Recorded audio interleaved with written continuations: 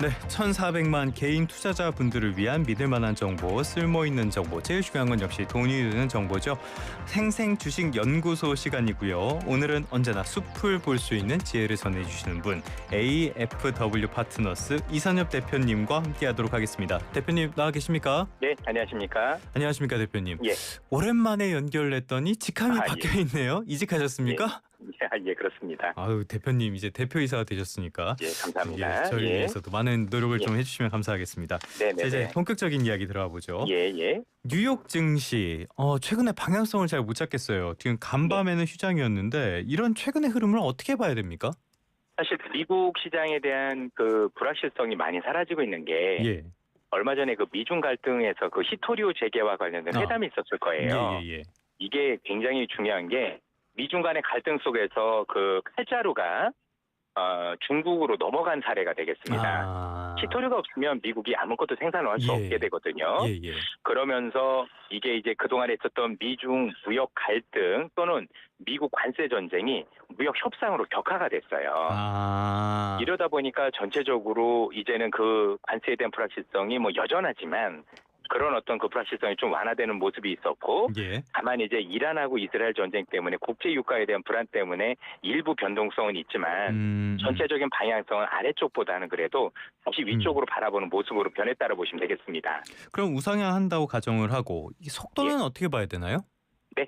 좀 빠르게 갈 수 있을까요? 속도? 그렇지는 않을 것 같고요. 네네. 왜냐하면 이제 아무래도 이 7월 달하고 8월 달에 되게 중요한 게 이번에 연준 파월 의장이 얘기한 거 보셨겠지만 드디어 관세 전쟁에 따른 그 물가 상승이 본격화됐다고 말씀을 주셨거든요. 네네네. 그러면은 지금 원래 제가 생각했던 것보다 좀 느려지긴 했는데 미국의 물가라는 것 자체가 아마도 다음 달이나 그 다음 달에 생각보다 좀 오르면 금리가 좀 치솟으면서 미국의 조정을 유발할 가능성이 있다라고 생각이 들어요. 그렇죠? 그런 과정들을 우리가 한번 겪어야 되기 때문에 그런 과정 이후에 뭔가 시장의 방향성을 더 잡지 않을까라는 판단을 해볼 수 있을 것 같고 저는 그때가 좀 마지막 기회가 아닌가 싶고 그때 이후로는 제가 볼 때는 계속해서 우상향 그림을 보셔도 될 것 같습니다. 알겠습니다. 역시 이번 상황을 좀 지켜봐야 될 것 같은데 역시 트럼프예요. 파월을 이렇게 저격을 하면서 여러 가지 이야기를 했는데 반대로 파월 의장은 트럼프 당신에게 달려있다 이런 식으로 메시지를 많이 주고 있거든요. 앞으로 중동 이슈 이것도 있지만은 우리가 시장 전반을 봤을 때 어떤 변수들 이런 측면에서 어떤 변수들을 확인해야 될까요? 역시 물가입니까? 지금도 말씀을 주셨지만은요. 파월 의장이 얘기하는 건 딱 하나예요. 그러니까 트럼프가 관세 정책을 하는 게 좋다 나쁘다가 아니라 어떻게 할 거고 언제까지 할 거고 여기에 대한 명확한 메시지를 달라라는 거예요. 그러니까 90을 위해가 중요한 게 아니라 그래서 정확하게 방법이나 아니면 시기나 규모가 나와야 이게 물가에 어느 정도 영향을 미치고 그래서 정책을 가져갈 수가 있는 건데 지금도 유예된 상태인데 그러면 지금도 아직까지 결정된 게 없는 거잖아요.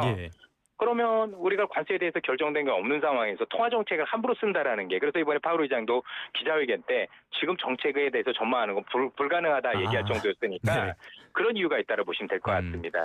그래서 저는 지금 말씀 주신 변수 중에 제일 큰 거는 트럼프가 이번 7월 9일에 있었던 이 관세 정책을 어떻게 가져갈 거냐, 혹시 유예를 할 거냐 아니면 협상을 통해서 일부 완화할 거냐 이게 전 초점이라고 봅니다.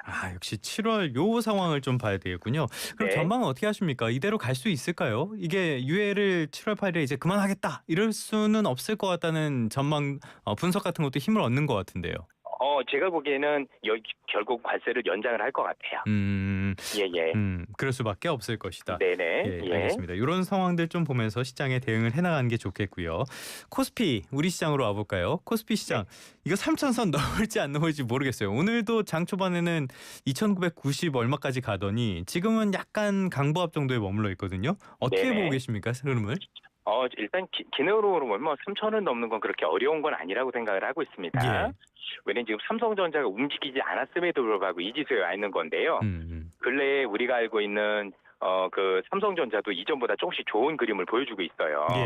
거기에다가 이제 아직 상법 개정이 안 됐지만 밸류업과 관련돼서 강제성이 부과가 되면 경제가 좋아서라기보다도 나름대로 저희들이 볼 때는 그에 따른 어떤 밸류업이 일정 부분 반영이 될 수 있다라고 볼 수 있을 것 같고 또 이제 이 스테이블 코인이 결국에 미국도 그렇지만 스테이블 코인의 역할이 시장에 돈을 뿌려주는 역할을 많이 합니다. 왜 그만큼 그게 국채를 기준으로 해야 되다 보니까 그 국채라는 걸 정부가 더 발행할 수 있는 거잖아요. 예. 그럼 정부는 그 국채를 가지고 돈을 더 쓸 거란 말이에요. 그죠? 그 효과가 몇십 조 이상 더 벌어진다라고 보면 사실상 뭐 경제가 좋아서라기보다 돈이 너무 많이 뿌려지고 밸류업이라는 데도 강제성이 있고 거기다 어쨌든 미국이 좋아지는 데 따라서 우리 뭐 일부 업종들이 좋아지는 모습을 보이다 보니까 어쨌든 지수는 더 여기보다 좋아질 가능성 3천을 넘을 수 있다고 판단하고 있습니다. 근데 간밤에 나온 것 중에 하나 MSCI에서 우리나라의 그 연례 국가별 시장 분류 결과 이거 공개를 했네요. 접근성 리뷰구나. 여기에서 외국인 공매도 개선은 평가를 했는데 외국인의 투자 접근성은 여전히 좋지 않다. 이런 평가를 했거든요. 맞습니다. 네, 이런 것들은 우리에게 영향을 미칠 가능성 없을까요? 없고요. 네네. 결국엔 이제 시장을 열려면 MSCI 선진국 추세에 들어가려면 그 기준을 선진국 중심으로 맞추라고 하는 건데 네. 그게 이게 좋게 얘기하면 외국인들이 한국 시장을 마음대로 뛰어놀 수 있고 내 마음대로 할 수 있도록 열어달라는 얘기예요. 네네네. 그래서 저는 현 정부도 뭐 지금 선진국 지수 얘기를 하지만 꼭 선진국 지수에 들어가는 게 꼭 좋은 거냐 거기에 대한 좀 고민이 필요하다라고 생각을 하고 법과 제도가 맞춰지고 또 우리나라 기관들이 외국인을 상대할 수 있을 정도로 실력이 좋아지면 일정 부분 그런 걸 해도 좋겠지만 준비가 안 된 상황에서 외국인만 들어오면 사실 외국인도 돈 벌어주는 거 이상은 안 될 거라고 보여줘야 될 것 같거든요. 그래서 그런 점들을 좀 고려해서 정책을 했으면 좋겠습니다. 꼭 들어가는 게 좋은 것만은 아닐 수 있다. 그렇습니다. 예. 굉장히 시장의 기대감이 컸는데 이렇게 시선을 봐야 될 필요도 분명히 있어 보이네요. 그런데 최근에 보면은 우리 시장에서 흐름이 외국인들이 순매수에 막 나서다가 어제는 순매도였고요. 오늘도 지금 순매도를 이어가고 있는데 이건 또 어떻게 봐야 되는 건가요? 그동안에 들어왔던 자금들 중에서 단기성 자금도 있다라고 봐야 되는 게 우리가 보통 외국인들 들어오면 미국계 자금, 유럽계 자금이 있는데요. 유럽계 자금들은 한머니성 자금들이 꽤 있습니다. 그런데 최근에 외국인들이 들어오고 나서 일부 종목들은 지금 2배 이상 오른 종목들도 많아요. 대형주인데. 당연히 그 정도면 차익 실현 욕구가 커질 수밖에 없는 거고 뭔가 큰 흐름이 바뀌었다라는 건 아니라고 보시면 될 것 같습니다. 그러니까 단순한 그냥 차익 실현일 것이다. 어쨌건 요즘에 코스피, 코스닥 모두 분위기가 꽤 좋다 보니까 소위 말하는 레버리지 ETF들이 인기가 좋은 것 같은데 일단은 레버리지 ETF라는 게 뭡니까? 결국은 내가 주식을 사고 싶은데 그냥 주식을 사는 게 아니라 좀 몇 배로 불려서 사고 싶다. 예를 들어서 뭐 우리가 보통 비투자 많이 하잖아요.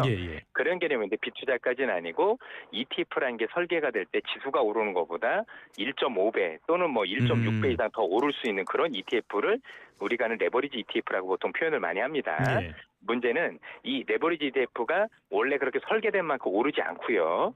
또 나중에 내려가서 회복될 때는 그만큼 올라와도 원금이 안 되는 특성이 있어요. 그래서 웬만하면 뭐 이거 가지고 물리면 정말 문제가 될 수 있기 때문에 그냥 단기적으로 뭔가 시장이 굉장히 강한데 내가 조금 추가 이득을 잠깐 노려볼까라고 할 때 정도만 하셨으면 좋겠는데 전 세계에서 이 레버리지 ETF를 제일 많이 사용하는 국가 1위가 한국이고요. 위험한 거 좋아해요. 실제 미국 시장에는 ETF, 미국에 있는 ETF 레버리지도 대부분 한국인이 매수 1위세요. 투기성이 정말 강하신 민족이라고 보시면 되겠습니다. 뭐 아니면 도를 사랑하는 민족. 이게 좋은 건지 아닌 건지 모르겠는데. 근데 반대로 봤을 때는요. 3,000피 가기 어려울 것이다. 그래서 리버스, 그러니까 인버스 이쪽도 인기가 많다고 해요. 요건 또 어떻게 봐야 되나요? 추세를 거스르진 않으셨으면 좋겠어요. 지금 미국도 그렇고 전부 다 돈 뿌려대고 산업이 이렇게 바뀌는데 단순히 올랐다는 것만으로 제가 볼 때는 하는 건 좀 문제가 있다고 생각을 합니다. 알겠습니다. 단순히 올랐다 단기간에 올랐다는 이유만으로 이렇게 위험한 투자를 하시는 거는 좀 지양하는 게 좋겠습니다. 자, 코스피가 이렇게 견조한 흐름을 보이고 있는데요. 영원한 우리의 천덕꾸러기 삼성전자는 조금 이따가 다뤄보도록 하고요. 네이버, 카카오 이 두 종목이 많이 올랐네요. 어떤 일이 있었던 겁니까? 결국은 스테이블 코인하고 아니면 소버린 AI를 할 수 있는 기업이라고 꼽고 있기 때문입니다. 결국 이런 걸 하려면은 우리가 알고 있는 소프트웨어 기업이 돼야 되는 거고 경쟁력 있는 소프트 기업들 중에서 큰 기업도 이들 기업이기 때문에 각광을 받았다라고 판단을 합니다. 그런데 네이버 보면은 이번에 하정우 센터장이 AI 수석으로 임명된 이런 영향도 좀 커 보여요. 어떻게 봐요? 당연하죠. 아무래도 제일 잘하셨던 분, 이분들이 이제 그 네이버가 우리나라에서 제일 잘하는 기업들 중에 하나였었고요. 이걸 진두지휘하시다 보니 이게 카이퍼 클로버라는 걸 만드셨던 분인데요. 네이버에 있는 이제 AI인데 그런 거 만들었던 경험이 있다 보니까 아무래도 제일 잘하는 분을 영입했다고 보시면 될 것 같습니다.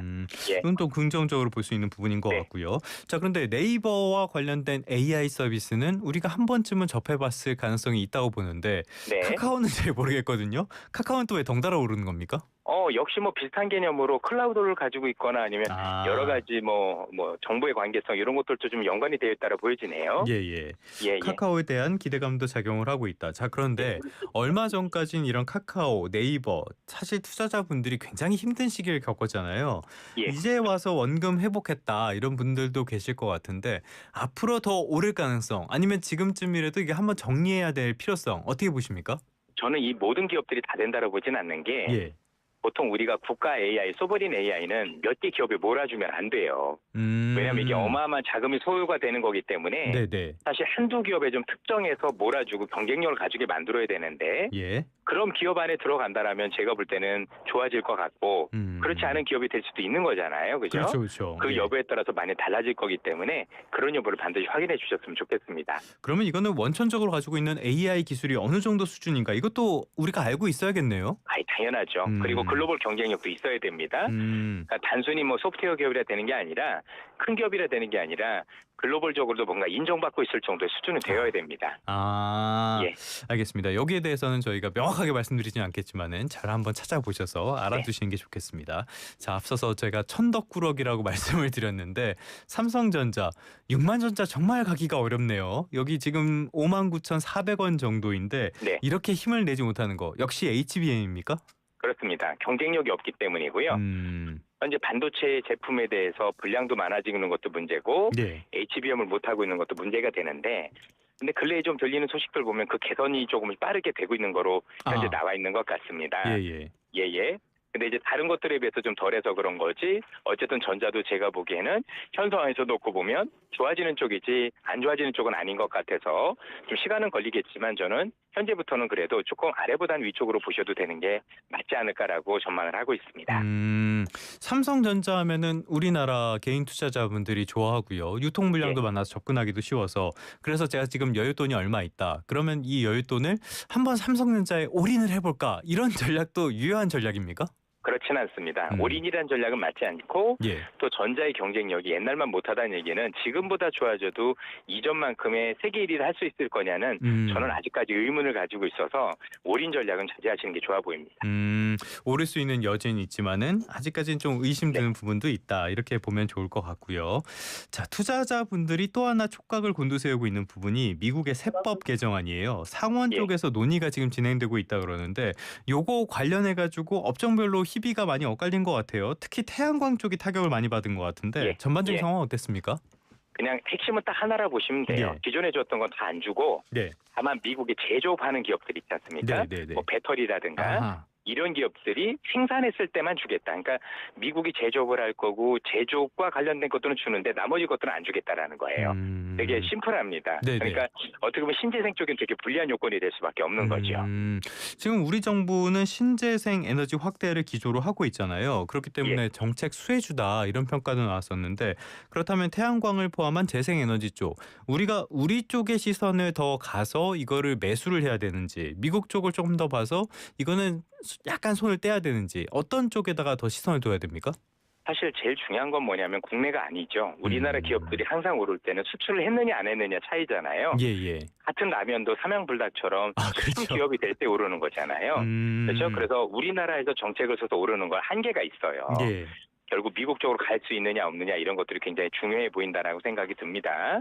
그래서 그런 여부는 보조금이 중요한 게 아니라 어차피 전력이라는 게 부족해서 이제 태양광도 풍력도 해야 되는 당위성이 생길 때는 좋아질 것 같은데 그 이전까지는 지금 주가가 조금 제가 볼 때 좋은 쪽보다는 좀 경계 시각으로 바라보시는 게 맞지 않을까 싶습니다. 알겠습니다. 재생에너지는 약간 경계를 해야 된다. 배터리는 어떻습니까? 배터리 주가는 뭐 상대적으로 타격은 덜하다 그래도 여전히 좋지는 않은 상황인데요. 아무래도 전기차 수요가 있어야 될 텐데 전기차 수요까지는 약간 시간이 좀 필요해 보이고요.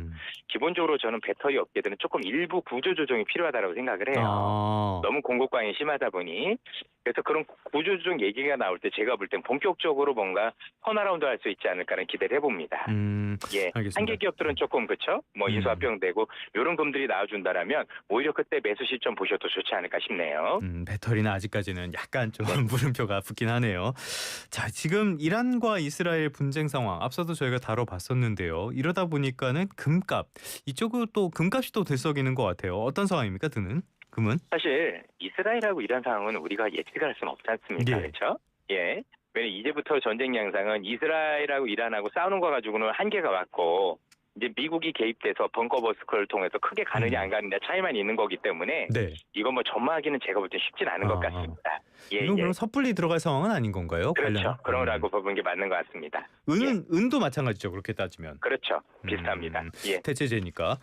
예. 이런 상황 속에서 우리 방산주는 굉장히 잘 가고 있어요. 그런데 역시 분쟁이 장기화되면은 오히려 주가의 발목이 잡힐 만한 그런 우려점은 없을까 이런 걱정도 들거든요. 대표님 전쟁이 어떻게 빨리 보십니까? 끝나면 안 좋겠죠. 이런 얘기를 해도 되는지 모르겠지만 전쟁이 길어지면서로 확산되면 확산될수록 우리 방산주도 훨씬 더 좋아지겠지요. 예. 근데 평화 모드로 가면 조금 이제 차익 실현 매물이 나오지 않겠습니까? 예. 뭐 방산주 명확하지 않습니까? 전쟁 나면 좋아지는 거고 전쟁 끝나면 안 좋아지는 거니까 그 개념으로 보시면 좋을 것 같습니다. 참 방산 주가라는 게 참 그래요. 남의 그렇죠. 불행이 있을 때마다 주가가 남의 오르니까. 불행 때문에 올라가는 게 예. 좋은 건 아니죠. 방산 하나만 더 살펴볼까요? 풍산 이쪽도 굉장히 유명한 방산주인데 많이 올랐어요. 그런데도 다른 방산주보다는 조금 덜 올랐다. 이거는 이유가 뭡니까? 사실 그동안 각광을 안 받았던 게 포탄 중심이어서 그랬던 건데요. 예. 그런 거에 비해서는 너무 쌌던 거죠. 그래서 최근에 주가도 많이 올라주고 있고 뭐 특히 방산 좀 분할하라는 얘기 나오고 있는데 그러면 또 주가 가치가 좋아질 수 있으니까 뭐 다른 기업도 20배 오를 때 거의 오르는 게 없으니까 사실 더 각광을 받는 것 같고 제가 보기에도 너무 저평가되었다라고 생각을 합니다. 그럼 대표님께서 보시기에는 이 방산 부분을 떼낼 필요성이 있다고 보시는 겁니까? 그것도 괜찮겠죠. 주가 측면에서 놓고 보면.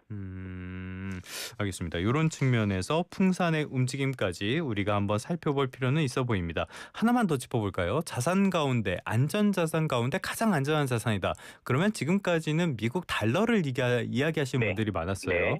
근데 최근에는 별로 재미없는 것 같아요. 이건 또 배경을 트럼프로 봐야 됩니까? 이거는? 그렇습니다. 트럼프 정책의 실패가 현재 보여주고 있는 달러 약세, 즉 미국제에 대한 비중을 줄이는 게 가장 큰 원인이다라고 보시면 될 것 같고요. 요건 아마 하반기 정도 들어서 트럼프의 정책이 어느 정도 방향성이 잡히면 그때 반등할 수 있다라고 보시는 게 좀 더 맞는 얘기가 아닌가 싶습니다. 알겠습니다. 오늘은 주식부터 해서 위험자산부터 해서 다양한 안전자산들에 대한 이야기까지 종합적으로 나눠봤습니다. 지금까지 AFW 파트너스의 이선엽 대표이사와 함께했습니다. 대표님 오늘 말씀 고맙습니다. 예, 감사합니다.